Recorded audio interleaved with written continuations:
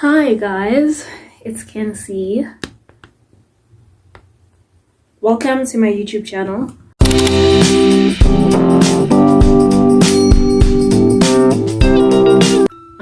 So I was actually in the middle of editing another video and I was like, I have to tell this story. Like, I just have to make this video and tell this story because this story is crazy and it feels like a movie.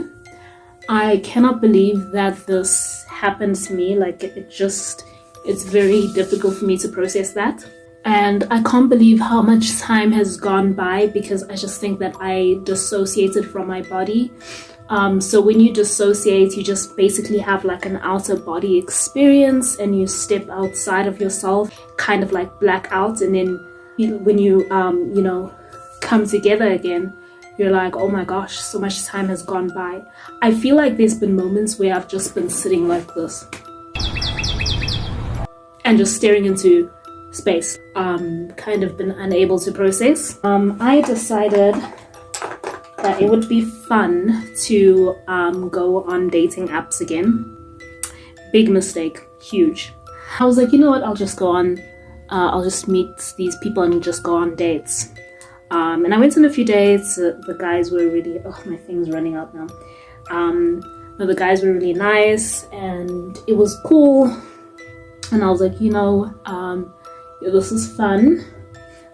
One night, I'm sitting at home, texting this guy who I had been speaking to for a week, and we had been planning to meet up. He said that he really wanted to spend time with me. Really nice guy. But then he kept, canceling or postponing because of my hormones being all over the place because I was on my period. I was PMSing. And I just got really mad at him for the fact that we were not spending time together. And this other guy hits me up and he's like, hey, you should come hang out with me. And I had spoken to this guy before because when you go on these dating apps, like you go on the app, you get tired of it, you delete your profile, and then a few months later you get bored again or whatever, you get lonely again, you download the app again, and you are gonna see the same people there. So I had spoken to this guy before and we had made plans to meet, but I was like, no, I'm really tired from work and whatever. So I was like, okay, let me go hang out with him this time. And so he says, I'll call you, I'll just call you an Uber. And I was like, okay, cool. And the last time I had spoken to him, he lived kind of close by. I didn't think that he had moved. I agreed to meet up with him and I said, okay, cool, we can meet. So I thought, okay, it would be a good idea to just hang out and watch movies and whatever. And so he calls me an Uber and he starts getting really impatient. Red flag. And I brushed this off. Just so you know, I know that this is a dangerous thing to do. I just take risks anyway because I don't really feel afraid. I walk alone in the middle of the night in the dark. I just I know that what kind of world we're living in. I know that there's murder out there and I know that there's human and I've seen these documentaries, I've heard these stories, I've seen everything. I know what could possibly happen to me. Just don't pay attention to it because I don't want to focus on the negative possible things that could happen. So I just go with whatever. And I just, my ring light turned off. Anyway, so before I left the house, I prayed because I knew that I just wasn't really that safe. And so I just started praying because I was like, I don't feel right about this. And everything happened so quickly, I didn't really have time to think it through. The Uber arrived and it was time for me to leave. And then we're in the car for a while and I'm like, oh my gosh, it's been like 10 minutes. Ask the driver, I'm like, sir, when are we gonna get there? And he's like, oh, in about an hour. What? I'm gonna be so far away from home. When I get there, I immediately knew that I was when I got there because when he came to meet me outside, he was like tripping, he was walking funny, he was just very clearly drunk. And I was like, okay, don't panic, like let me just get inside and I'll figure out a plan to leave. Okay, so like if you see me telling me this, if you see me tell me if you see me telling the story without like any emotion, it's because I don't feel right now. I'm on medication, like I'm on antidepressants, and I'm not kidding, I'm not exaggerating.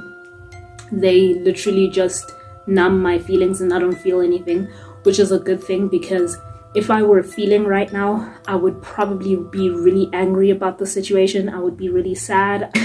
Don't wonder why I don't have any emotion telling this story. Yeah, I didn't, because I don't feel any emotion. I wasn't feeling scared, but I just knew that I was not really safe. As soon as we get inside, he just tells me his motives, telling me his plan of why exactly he brought me there. But there was this other guy and he was like, oh, you know what, my friend is here and I'm gonna sleep on my couch. But he was wearing a hoodie and sitting at the corner of the apartment on the couch just watching a movie, like just kind of like sitting there wearing his hoodie. And he said that that was his best friend. We get inside, he locks the door, and the best friend, this other guy signals to me that the guy is crazy. He goes like this to show me that the guy is crazy. And I was like, oh my gosh, what have I gotten myself into? What is happening here? My phone was confiscated. He told me his plan was to make me his new wife, so I was to become his new wife. So he told me that his fiance committed suicide, and because his fiance is now dead, he's looking for a replacement, and so I'm to become his new wife and I'm gonna live there with him. And he said that it didn't matter if I didn't have any stuff, he was gonna go out and buy me clothes and stuff, buy me everything that I needed, and I was going to live with him and become his new wife. I later found out that that guy sitting there was just like actually a homeless guy that he had picked up a few days ago. He was out in the streets, he had no food and water, and this guy, my date, was like, oh my gosh, come to my place, I'll give you food, I'll give you shelter, you can stay with me. So that's what that other guy was doing there. That's how he ended up in that situation. So anyway, this apartment was cold because it's like autumn, almost winter. The apartment smells of cigarettes. It just like it has a stench of cigarettes. This guy was holding a cigarette in his hand 24/7. Like, I have never seen anyone smoke like that. Like, the whole apartment just reeked of cigarettes. There were just cigarettes boxes. There were glasses full of used up cigarettes, like ashtrays everywhere, ash.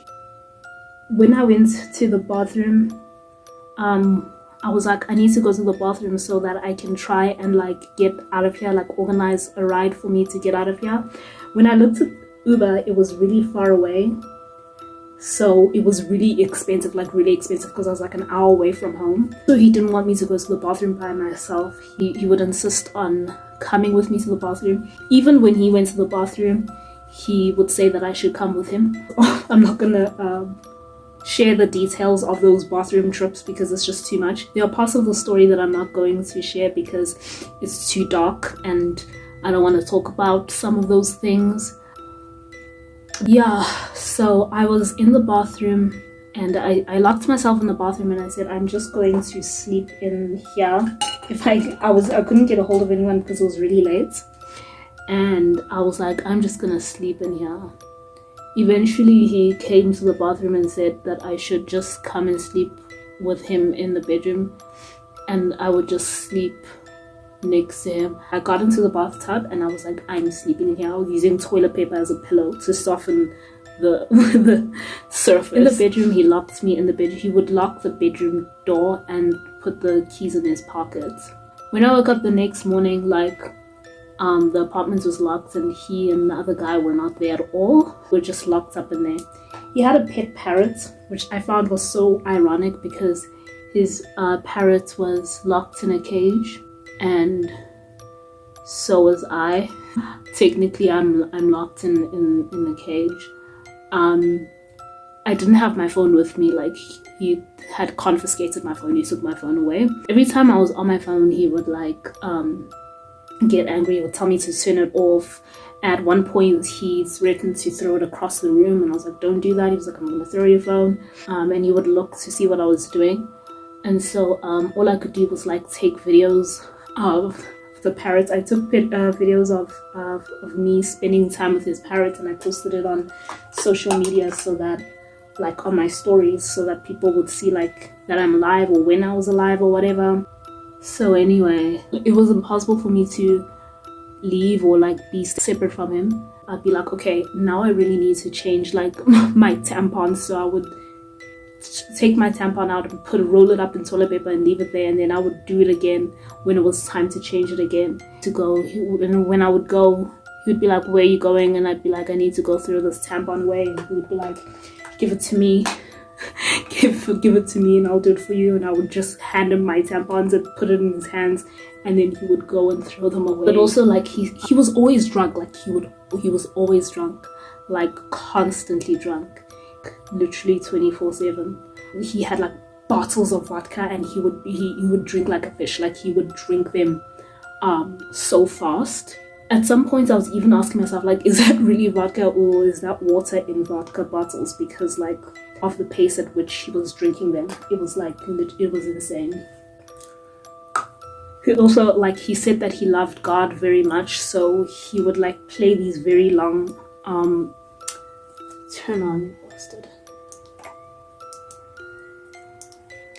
He would play these really long sermons on his phone, and he would, you know, force me to listen to them, because he's like, you know, he really loves God, and he is like so drunk right now. And we would watch these really long sermons online. He told me that he loved me very much. Like that's all he was saying. Like he was saying that he loves me, and that, you know, because I'm gonna be his new wife, he really loves me. He also showed me his dead fiance's suicide note. Like he was really unstable. He just, like, he was saying that, you know, the reason he's doing all of this is because he just really wants love. He wants to feel loved, and that's why, you know, that's why I was there. His mood would change, like if, you know, the other guy who was there, like we would not be able to speak to each other. If we did, he would start getting jealous and accusing that guy of like trying to take me away from him. He was really unhinged.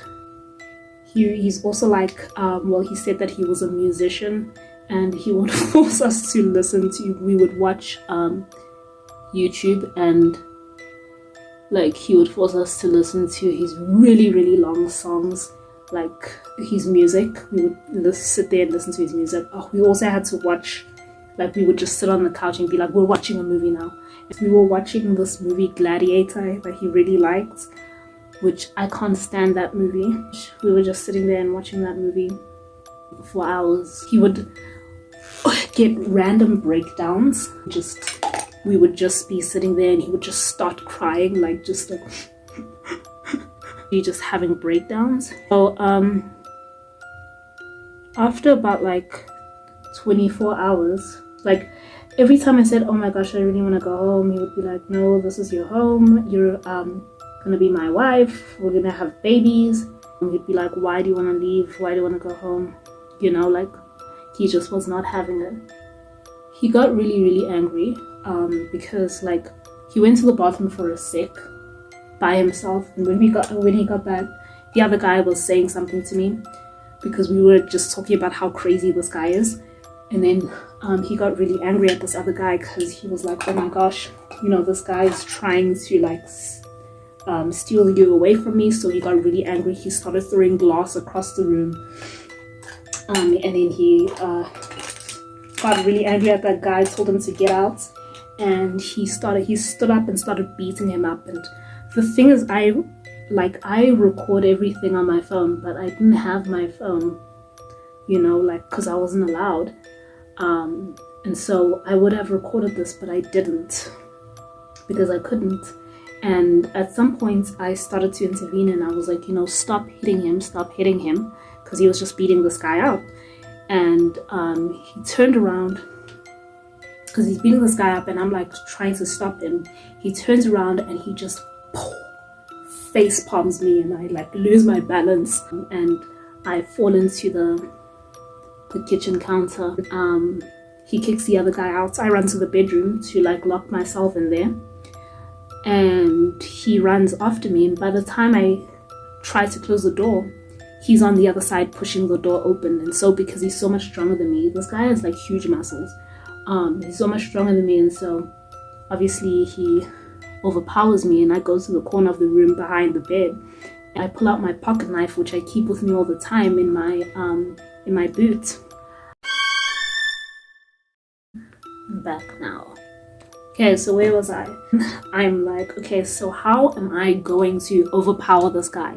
I can't win the fight based on strength. I just decide, okay, I'm just going to freak out and terrify him. So I'm gonna make as much noise as I can, screaming at him and telling him, listen, do not touch me. Which worked, because eventually I was towering over him because I'm freaking him out so much, and he's just on the ground. Okay, now's my time to make my escape so that I can leave.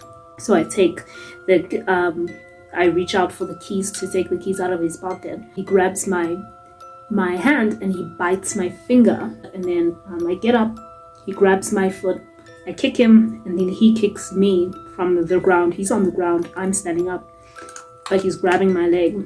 He doesn't want me to leave, and so he grabs my leg and I kick him. Anyway, I make my way to the door, get out of the apartment now to join the other guy who's just standing outside. The neighbors are out because of all the noise that's being made, because of all the freaking out and screaming, so they want to know what's going on. And so now he sees that, like the neighbors are out and stuff. He goes back inside, and because there was broken glass everywhere, I don't know if he used his own knives or like the broken glass, but he comes out with cuts, and he cuts himself. And so he says, oh, she cut me. She cut me. He blames me for the cuts and says that I'm the one who cut him. And he says, to the neighbors, he goes, oh my gosh, look, she cut me, show them your knife, she has a knife. And he actually said earlier, before this, he told me that I was the one who was gonna get arrested. He was like, you have no idea who my father is. You're gonna get arrested, I'm gonna turn it around on you. He's taking out his phone, he's trying to intimidate me, he's trying to take videos of me, which is ridiculous because he not only assaulted me, but he assaulted this other guy. Security guard also comes by. We called the cops, and the security guard helped me like get my stuff out of the apartment. The cops didn't show up, and I was like, eventually I was like, you know what, I just really want to go home. Called someone and I explained the situation that I was in trouble. I got an Uber to go home, and I finally left. I finally escaped that situation. Doing some research and digging on this guy. So it turns out this guy's dad is actually an attorney. You don't know who my dad is, you have no idea who I am, you have no idea who my father is, all that kind of stuff. So I did some digging and found out that his father is actually an attorney. And turns out his father actually disowned him. So his father literally hates him. He disowned him. He disowned his own son because he actually assaulted him as well. So he threw him out of his house and actually decided to he reported him and everything. I don't know why, but he never got arrested, which is so confusing to me. This guy, he does it all the time. He was kicked out of, he stayed in this other cottage other apartment before. He got kicked out of the apartment he was staying in before. He has assaulted other women, other people. I reported him on Bumble, on the dating app. I reported him, and they banned him and they took down his profile. But it's literally so easy for people to make another profile. So obviously that's not good enough, but it's the best that I could do. Nothing's gonna happen to him because his own father's an attorney and tries to get him in trouble. But he's still walking around doing what he's doing. So just be careful, Had I been in a completely remote area, this would have been bad, because I was really far away from home. But I was lucky that I was actually in an apartment building and not some random house in the middle of nowhere. If there was no neighbors and security guards and all those people to help out. When you think this would never happen to me, things actually, it's almost like I was waiting for this to happen, just kind of pushing my luck, I've had nice experiences. I've met guys online all the time, this is why I ended up in this situation, because I thought that I would be okay, because I'm I always meet people don't do anything like this. Follow your gut instinct. Women, we have intuition, and you know when something's not right. You just get a feeling, and that something's off. If you get that feeling, if you see red flags, just don't do it. Don't go against your better judgment. I was just you know what? When I was locked up in the bathroom, I said, Lord, I am so sorry. I said, God, I am so sorry that I've made such a stupid decision. I didn't even say, oh, please save me, please help me. I knew that God was protecting me, but I said, I'm the one who put myself in this dangerous situation. So something really terrible happens to me, it's my fault. At that point, I was really just worried about the fact that I had disappointed Jesus, to be honest. Don't play with your life and don't make decisions like this. Anyway. The funny thing is,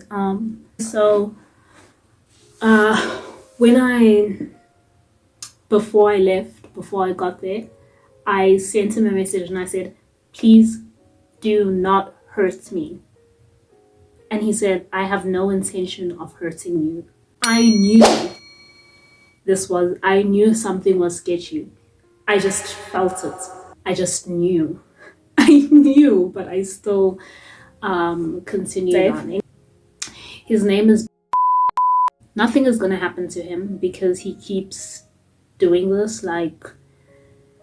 He's had a lot of problems with a lot of people, but he still roams around doing whatever he wants. Brown hair, hazel eyes. Just beware. At this point, I started getting upset and couldn't speak anymore, so I'm just going to do this voiceover. The reason I was so upset was because I was just disappointed in myself, reflecting back on what happened to me. Listen, if you are a woman of God, then you need to watch out what you do and don't put yourself in situations like this, because you know that God doesn't want you to do specific things, but you do things against his wishes anyway, and you pray for protection thinking that you'll be okay, but you won't be okay if you do things that belong to the darkness. Don't give in. I allowed myself to be tempted by Satan, and I thought, well, I'm just really lonely, and there's nothing wrong with going on dating apps and meeting people I don't know, but that's not the kind of life we were called to live. The Bible does say, there's scriptures that say that, the Lord is warning us against living the same way as everyone else does. It says, you live in this world, but do not be of this world. You can't say it's fine, everyone lives this way, everyone does this stuff, everyone sins. You're not everybody. You're called to serve the Lord. You're a child of God and you need to behave like one, and just make sure that you do not get influenced by the ways of this world and do the same things that everyone else is doing, because God has a separate plan for you and you just need to follow that plan and please God in everything that you do. Don't do things that you know this doesn't please him, because you're going to find yourself in a dangerous situation, and then it's not fair for you to blame God for the fact that something bad happened to you when you're the one who put yourself in that bad situation to begin with. Thank you for listening to my story. Anyway, that's it.